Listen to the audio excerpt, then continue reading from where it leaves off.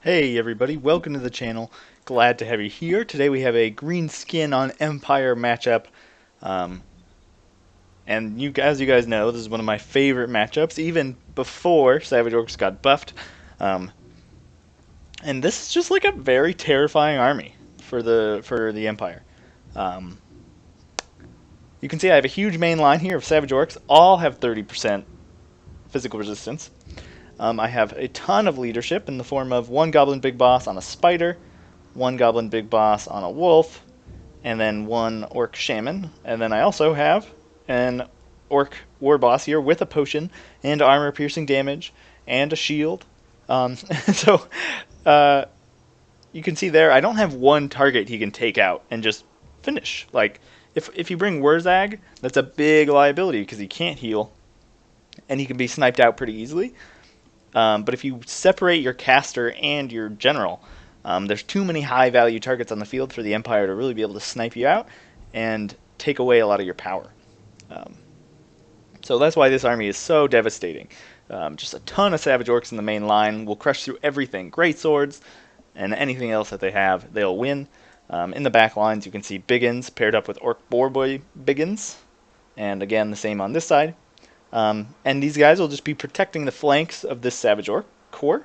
I also have Warlord's Boys here, and they're nice. They have some armor sundering, so I'll throw them in if there's any great swords to help the Savage Orcs. Behind them, you can see I have the Rustiers and also just Night Goblin Archers. And then here I do have a unit of Goblins because I had 300 left over. And it's always nice to have another unit to blob in. So this is just a absolutely terrifying army. And why I bring the Spider on just one is usually I try to have this guy run around with the Orc War Boss to poison whoever he is attacking, just to make him a little bit better.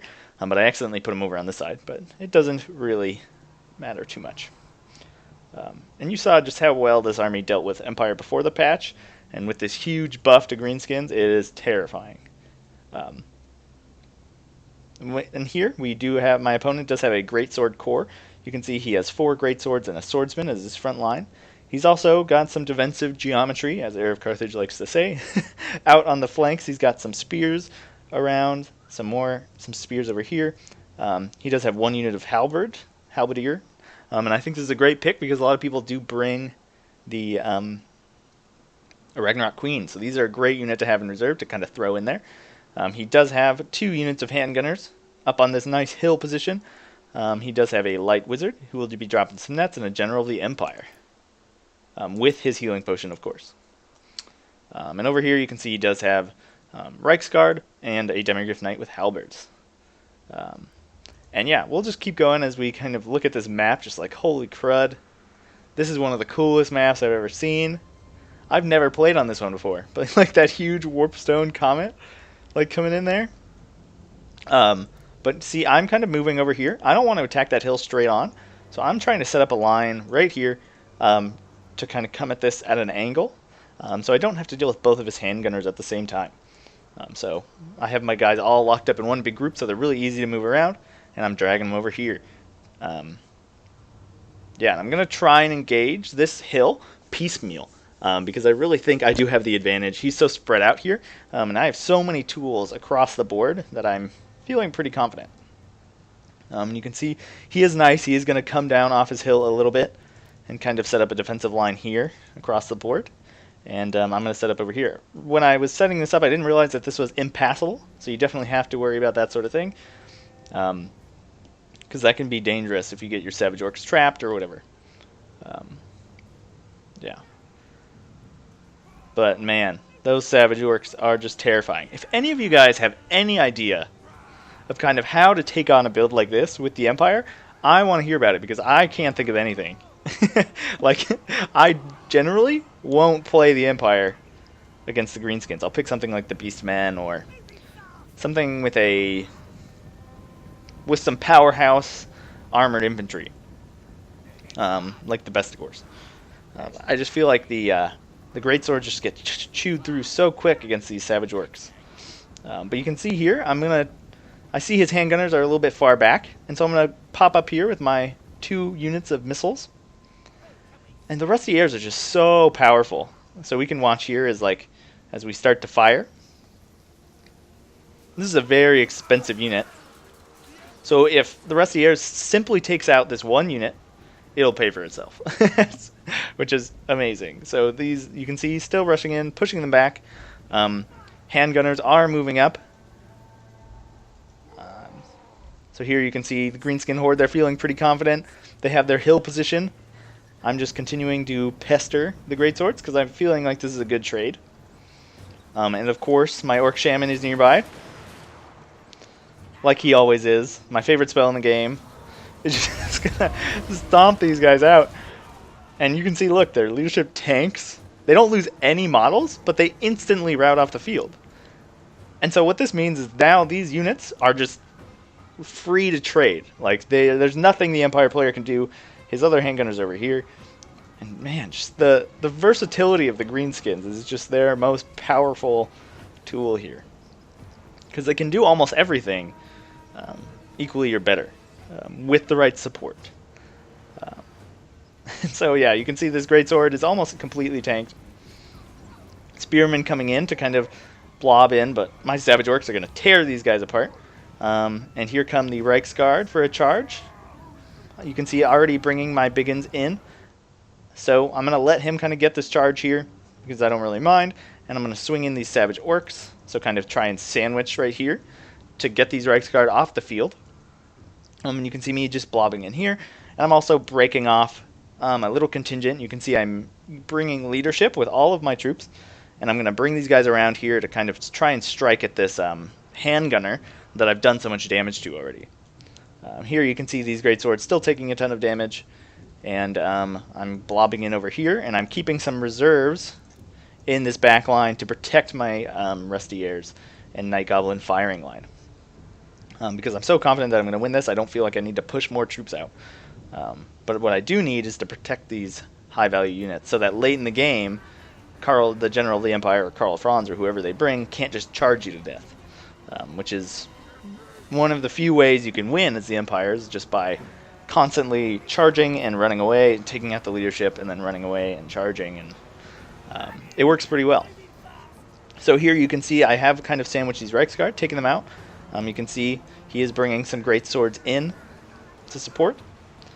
You can see these great swords over here are engaging Savage Orcs, but they're so injured from that firing line that they're not going to last too long. And you can see these Spearmen already getting torn up, but he does have a great sword unit right here.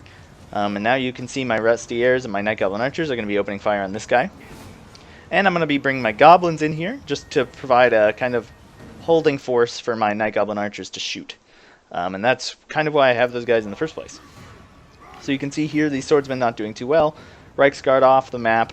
Demigraph Knights still kind of trying to find a place, but there's really no spot for them in this battle. In this matchup, there's just so much mass of greenskins. So here the General of the Empire does come down, but I have my Goon Squad right here, ready to pop in. And I'm going to charge in with my Savage Orcs and my Biggins. And here come some of my Orc Boar boys. So we're just going to pop in here. You can see I'm getting a... Ooh... this is one of my favorite uses of Foot of Gork. It might not get the most kills, but just disrupting this fire for so long. You can see they're doing a ton of hit point damage, and now only like 3 of them can shoot, which is allowing my goblins to last much longer. And you can see my Night Goblin Archer, my firing line still fine. You can see the General of the Empire with his huge mass just is easily able to push through. And now he's being forced to engage his final reserves. So he really has nothing left in the back lines protecting these 2 handgunners, which, if you've watched my previous Empire videos, are your main and like only killing force as the Empire, along with the cavalry. And so you can see the cavalry coming in here, but it is a little late, and I do have Biggins and just a ton of fodder that I'm going to be using to kind of countercharge these guys. And I'll be bringing these guys back around here to just finish the job. Because he's realized he can't really land here. One great place for this guy to land would just be to go finish off this blob. But then he's also just losing over here. So it's very hard to win against this greenskin army, and I really have no idea how to do it. So I'd really love to hear like how you guys might take this army on as the Empire. So here you can see there, nice instant charge, instant out. My Biggins are going to come in there. You can see these Boar Biggins have finally gotten in with the halberds. And I do have some Savage Orcs And these Biggins are fighting the Reichsguard. And you can see drop in air we go here. And some pathing issues on these guys. So I should have mopped them up by now, but that's just poor micro for me. And yeah, you can see this is going to wrap up pretty quick because I have like just a ton of troops left. And you can see those Savage Orcs just took a full volley. And that handgunner unit is only down one troop, and it took a full volley from that 30% from that handgunner. And with that 30% physical resistance, it doesn't matter. Like, they don't even need shields because they have the 30% physical resistance. It is crazy.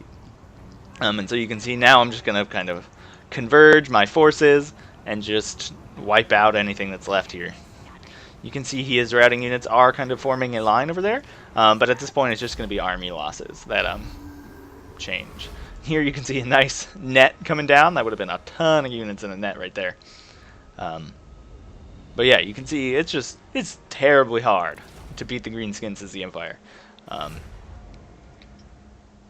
Yeah, and you can see just how well these Savage Orcs did, how healthy they still were. A lot of my leadership was still around. One full unit of Biggins. And yeah, so how would you guys take on this Greenskin army with the Empire? I'd love to hear, and maybe like practice some games with a couple of you guys, because I think that'd be fun, just to see what we can do here, because this is just such a powerful build. Yeah, anyways, great game in Nirvana, and thanks for watching. That's that.